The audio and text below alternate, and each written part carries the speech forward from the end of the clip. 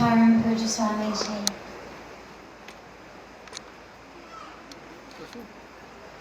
Our International Yoga Festival family. Tonight is a sacred night. Regardless of your religion, regardless of your culture, regardless of your tradition, the energy, the power of this night of Shivratri is something that impacts us, regardless of how we conceive of that energy.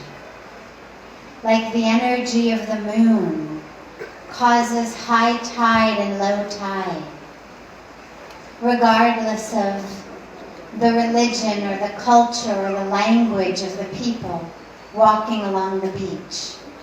In the same way, the energy tonight is an energy that is transformative, alchemically transformative. In the Indian spiritual tradition, we speak about Lord Shiva as the embodiment of the energy, of that which destroys, dissolves, washes away all of that which stands in the way of truth, of divinity, of light, of oneness, of newness. When we speak about the Creator as Brahma and the Sustainer as Vishnu and the Destroyer as Lord Shiva, it's not the destroyer in a negative or a vicious or a malevolent or malicious sort of way. It's the destroyer such that the creation can happen. It's not linear. Creation, sustenance, destruction. It's cyclical. And so that destruction takes place so that creation can take place. And what Lord Shiva destroys is the ignorance, the ego, the illusion, the oldness, that which blocks us from the divine truth of who we are. When we chant the Mahamrityunjay mantra, which this evening as we gather back together tonight, we will have the recitation of. It's a mantra that reminds us that when we in our spiritual practice become ripe, the cords, the vines that bind us, that hold us, that constrict us, that keep us stuck, they automatically dissolve. We automatically become free of those cords, of those binds, of the vines that have held us stuck. But it's not viciousness. It's not coming through with axes and knives and scissors to cut the cords. Rather, it's about a spiritual practice that makes us so ripe and so full that automatically that cord breaks off.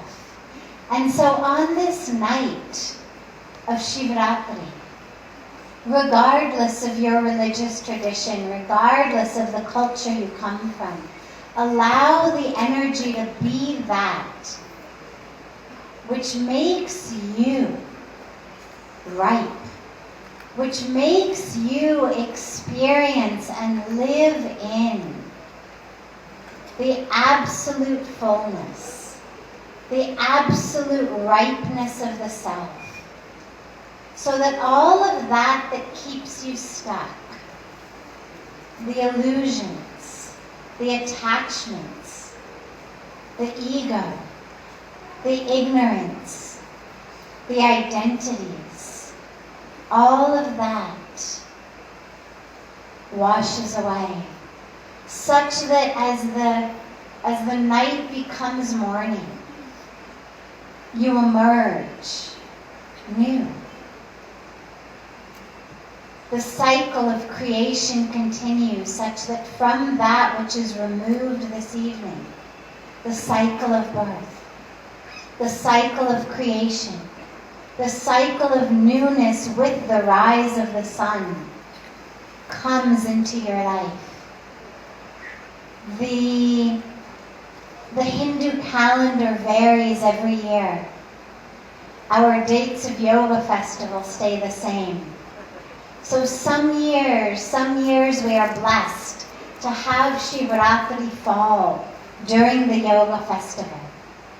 Some years we're not.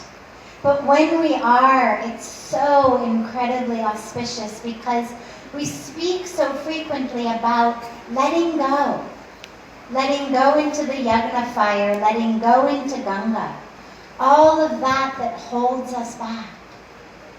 But when Maha Shivratri falls during the yoga festival, it's so incredibly auspicious because it's the alignment of the energies of the universe, the alignment of the Shakti, the power of the universe, to come through our lives and free us of that which keeps us stuck. Lord Shiva, you'll see, typically in 3 different forms. The form that we have sitting in the waters of Mother Ganga, the form in meditation, the form that we have as you walk through the ashram, through Parmarth, the Nataraj, the Lord of dance, Lord of yoga. And the Shiv Ling, where this evening when we gather back for our puja, we will perform the Abhishek to the Shiv Ling. And they're the 3 most common forms of Lord Shiva. And it reminds us. Most of the other divine manifestations have 1 form. But Lord Shiva has 3 very distinct forms. And it reminds us that in our meditation, in our stillness, in our silence, there is yoga, there is dance. It's not an empty stillness or an empty silence or a stillness that is just the absence of movement. It is a stillness and a silence that is full of yoga, full of dance. And in the dance, in the movement, in the yoga, there is stillness. There is meditation. And in it all, seated, standing, dancing, meditating, in it all, there is infinity, which is the meaning of the Shiv Ling. There is infinity, there is formlessness, there is all form. And so Shivratri reminds us that when we are connected, when we are full and ripe and free of the chains of that which binds us, in our freedom, in our dance, in our yoga, there is meditation. And in our stillness, in our silence, there is dance.